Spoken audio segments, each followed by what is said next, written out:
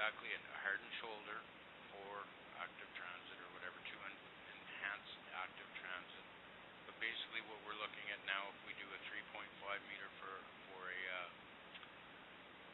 traveled surface for the cars, then you would end up with 1.25 approximately meters for active transit. So you're widening the shoulder quite a bit and hardening it in order to enhance that capability of the road. Any other comments? Councilor Bob. Well, I'm kind of looking at using this double surface tree. Is it going to be a good enough surface when we're finished? Because you're not going to have the transportation. They're going to be in the middle, like in the middle of it. Am I wrong of that assumption? Well, we'd have to do more maintenance right after at a certain point it would have to be swept off.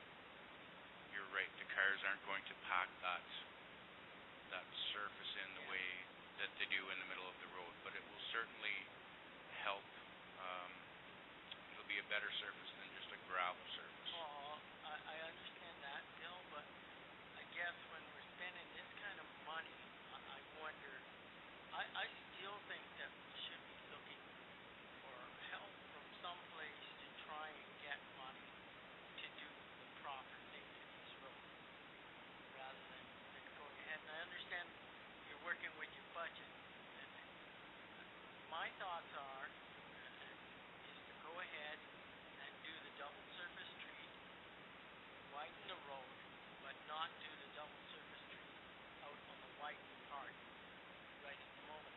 I wonder what would it cost, Bill, just to pave both sides, the extras? Can that be done? Is that a possibility? It is. It's not easy. It's not cheap.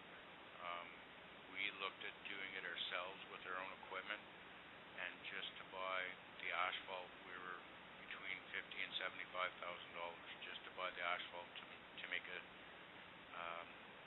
not quite a meter wide strip down each side.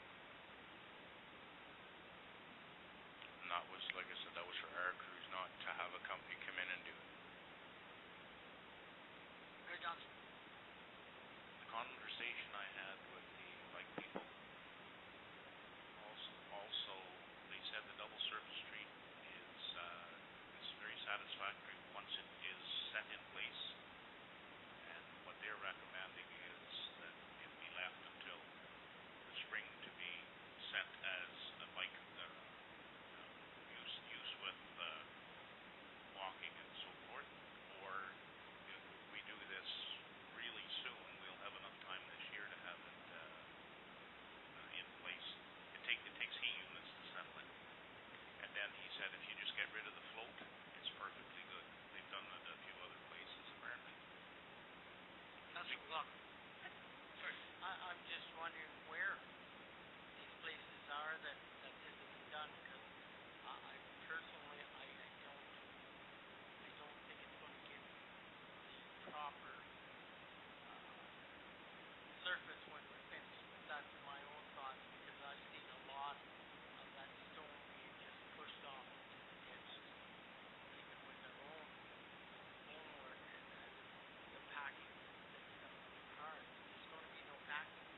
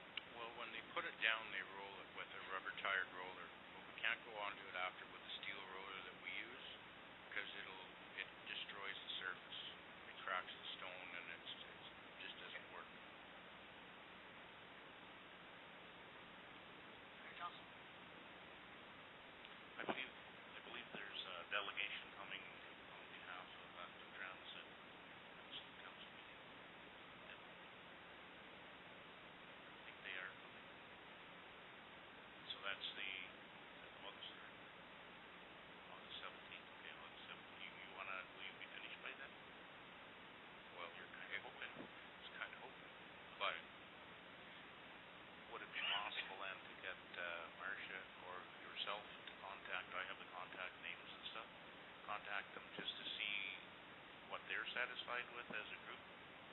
They represent the active transit for all of Yarrow Valley, I believe, and have an association with the ones in Ottawa, so they would have quite a bit of experience. I Councillor McLaughlin, do you have any idea where these roads are that this was done before? I don't know for sure. I have a kind of a feeling they're somewhere around Carlton Place. I personally, I don't see it working, but that's my thoughts on it. I'm just really just not in favor of that part. As Bill mentioned, and what I'm cautious with is the extraordinary cost of putting HL3 down on the outside, and it's a strip by itself, and it's very difficult to maintain it. But why don't we do some research with the people that know? So where do you want to go with this? Throw it back to Bill? The When only do you have thing to know is, to do this?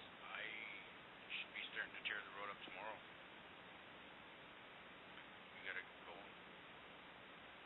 You're gonna tear it up tomorrow. Well, you can. Can. Yeah. Like we need to get at it if we're gonna do this entire length. Okay, so you need to know before you put gravel on. Basically, that's the truth, right? So Yes. that'd be next week, right? Yep. Should be able to accomplish that. But I need something from council saying, yes, go ahead. We get consensus on that? If Daryl's not gonna vote for it, we won't be done because we have only got a quorum here. So if Daryl's not in favor of it, are you gonna vote for it, Daryl? Well, no, I'm not going to vote for it because I don't feel it's Yeah. the right thing to do, but I do feel that we should go ahead and tear the road up, and then can you go ahead and tear the road and do the work? And then you decide after if you do double surface or HL4. Well, yeah. But the problem is we're getting late. If we do go with a double surface street, it should be put down in the next couple of weeks. Councillor Jackson? Okay, first, that the vote is majority of the council members that are here, not that it has to be 4 to 7, because we have to be here to here. As long as we have a quorum, as long as the majority of the council members are here. I have the same kind of concerns that Councillor McLaughlin has. If the other problem I have is if we were to pave this section, then we would have to continue paving the rest of Grant Settlement Road, which is how long? Oh, around 13 kilometers altogether, I think. Yeah, so you're, Well, you 3 figure more. roughly it averages 100,000 or around 100,000 per kilometer for HL4. So it's $1,300,000. Without prep, that's just laying the asphalt. Us building the road first. Is that $1,300,000? That's not even sidewalk. That's like Well, no, that would be just regular. no, that No, would be that with would the be with the 8.4 wide with the enhanced hardened shoulder. I'd like to find out more information on whether or not the double surface treatment would work as active transportation. I understand completely. Before we make a decision. And I don't know that I'm prepared to pave it all at that kind of a cost. And certainly that end of Grant Settlement Road isn't utilized as much as the other end or even the middle for bike traffic as well as, rollerblading and all of that. So it's a tough one. I know you want to get going on it. Well, as long as I can go ahead, if we're, how do I put this? If we're committing, no matter what, to do 3.8 kilometers, one way or another, I can get it ripped up and get the gravel on it and have the prep work done. So the minute you guys say yes, do this, we're at it. Yeah. If that's suitable. Perfect. I think we need more information about the double surface treatment. I'll try and get some more information for you as well. I know when I talked to Greenwood that he said that's what they've been doing for some of the counties now. I know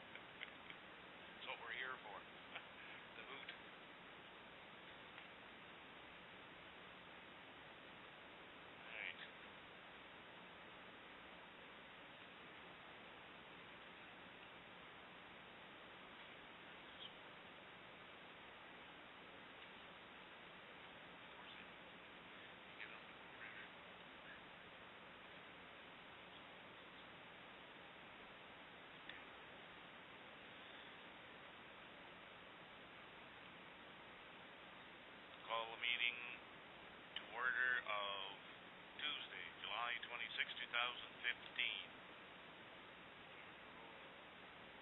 10-4. Start with the Lord's Prayer. This time we're serious. Say stand. Our Father who art in heaven, hallowed be thy name. Thy kingdom come, thy will be done on earth as it is in heaven. Give us this day our daily bread, and forgive us our trespasses, as we forgive those who trespass against us. And lead us not into temptation, but deliver us from evil. For thine is the kingdom, and the power, and the glory, forever and ever. Amen.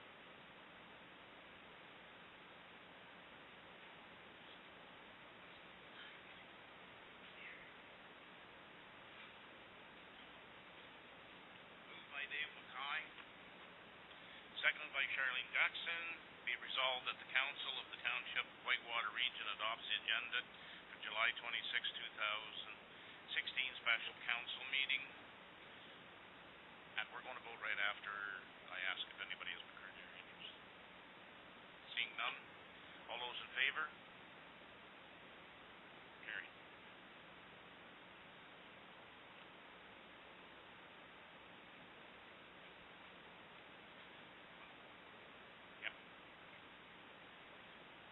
So now we're going to move item number 12 into place of item number 5. We can adopt that later.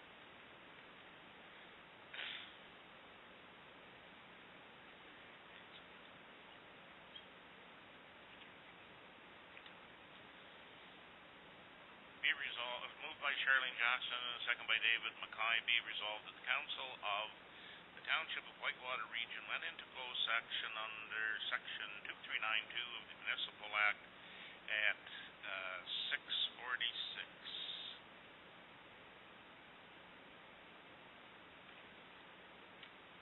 For personal matters about an identifiable individual, including municipal or local board, proposed or pending acquisition or disposition of land by the municipality or local board. All those in favor? Opposed, if any?